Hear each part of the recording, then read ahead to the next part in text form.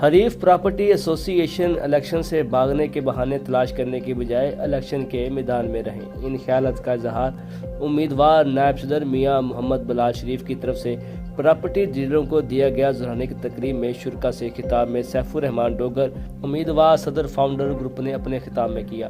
उन्होंने कहा, हमारा हरीफ हालिया इलेक्शन में अपनी हार नजराने के सबब इलेक्शन से फरार होने के हीले बहाने तलाश करने में मसरूफ है।